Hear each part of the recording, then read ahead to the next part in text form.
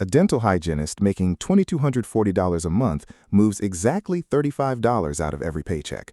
Not 40, not whatever's left. 35 every single time, for 16 months straight. She's never told a single coworker why. Here's the number that should stop you. She's already sitting on close to 3 full months of her own survival money. She's on her way to a full year. $35 did that. There's a rule hiding inside that number. 3 moves. Real data behind every one of them. By the end of this, you'll have all of it. Here's the part that should genuinely bother you. Almost every piece of savings advice was written for people with something left over. Save 20% of your income, they say. 20% of what exactly? A recent nationwide survey found that more than 1 in 5 Americans have no emergency savings at all.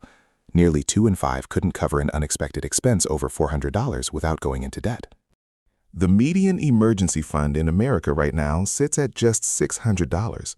More than half of people say their savings haven't grown at all this past year, even though most call it a real priority. That's not a discipline problem spread across millions of people. That's a plan built for a paycheck most people don't actually have. Her name, for our purposes, is Dana. 34 years old, a dental hygienist, 9 years on the job, take-home pay of $2,240 a month. A year and a half ago, one night close to midnight, she sat at her kitchen table doing math on a $42 copay. It reorganized her entire month. That was the night she said the thing out loud to herself. One missed week, and the whole structure tips over. The rule came from her uncle. He kept bees for 35 years. She once asked him how he handled a project that never really finished, season after season. He said, "I don't build the hive. I place the next frame. Not the whole colony, just the frame." Just the frame in his hands, set exactly where it belonged. Then the next one. Dana went home and asked herself, what's my frame? 3 moves. The frame, the swarm, the cap. Move 1, the frame. $35 is the only unit her fund is allowed to exist in. She found her real survival number.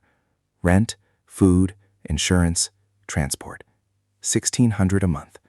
A year of that is $19,200.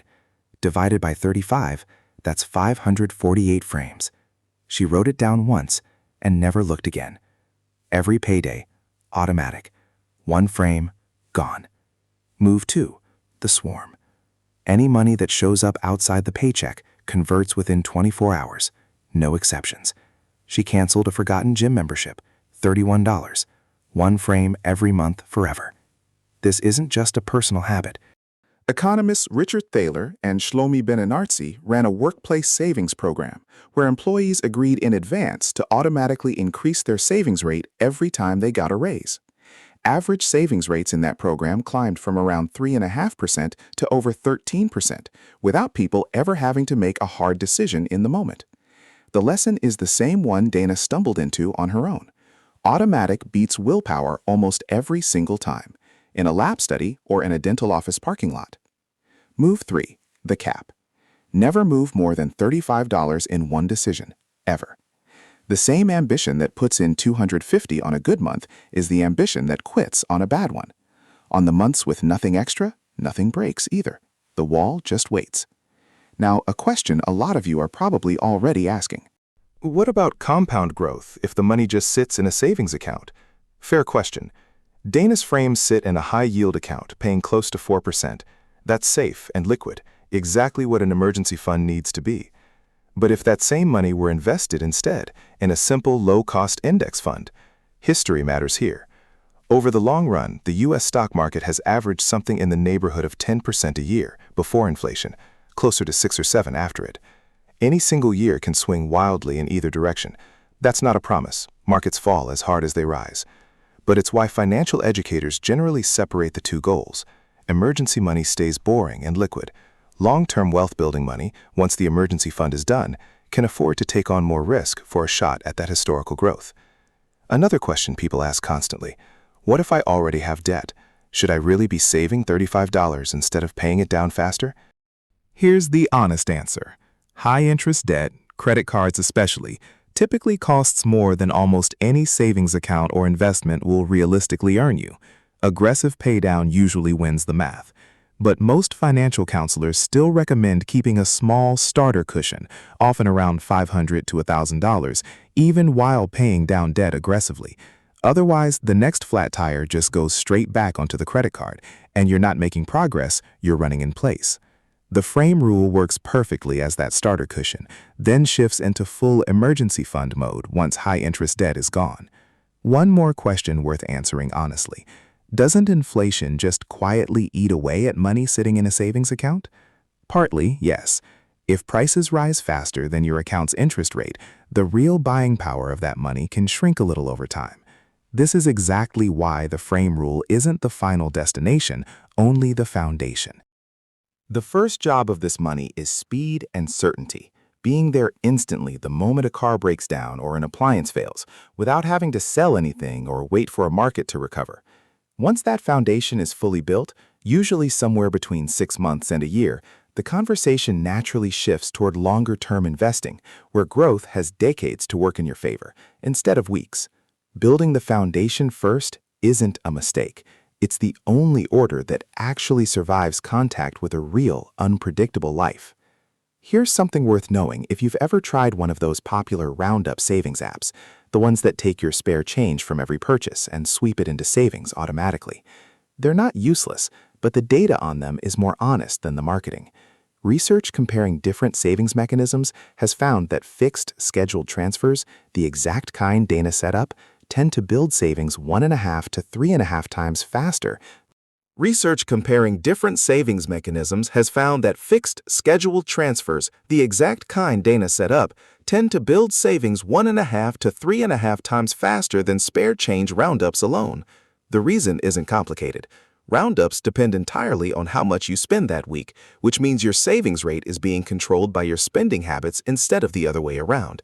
A fixed frame, the same amount, on the same day, regardless of what happened that week, removes that dependency completely. It's a small distinction, but it's the entire difference between a plan that scales and one that just quietly follows your spending around. And for anyone watching this with genuinely irregular income, gig work, tips, seasonal hours, freelance invoices that show up whenever they show up, the frame rule still applies. It just needs one small adjustment. Instead of tying your frame strictly to a payday that may not exist in a predictable way, tie it to any deposit that hits your account, no matter the source. The moment money lands, whether it's $40 or $400, the first $35 goes to a frame, automatically, before it has a chance to get absorbed into whatever the week needs. Irregular income doesn't mean the rule breaks. It just means the trigger becomes any deposit instead of a fixed date, and the cap still protects you from overcommitting on a surprisingly good week. Dana had a coworker, call her Renee. Same job, same pay, within $25. They started saving the same week, 14 months ago. Renee picked the impressive number, $350 a month, and hit it for 2 months.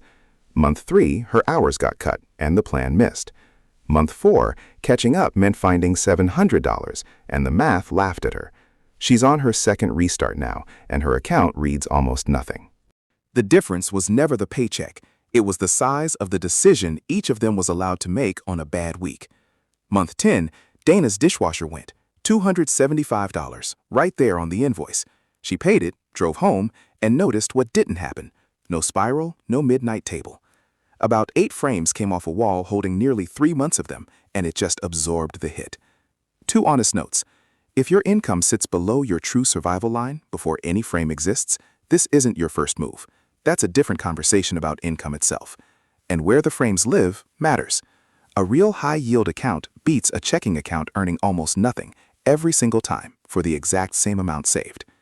3 moves tonight if you want to start. Find your real survival number. Divide it by 35. Write it down once. Set the automatic transfer before you sleep because willpower is gone by Friday. But a standing transfer never has a bad week. Start your swarm list. Every dollar you free up, converted within 24 hours. If this actually helped you see your own paycheck differently, subscribing to WealthVale costs nothing, and it's the only signal that tells me to keep finding rules like this one. Before you go, leave a comment. Tell me your real number, your survival cost divided by 35, the honest one, not the fantasy version. I read every single one. A dental hygienist moves $35 out of every paycheck, and nobody sees it happen. You don't save a year, you set a frame.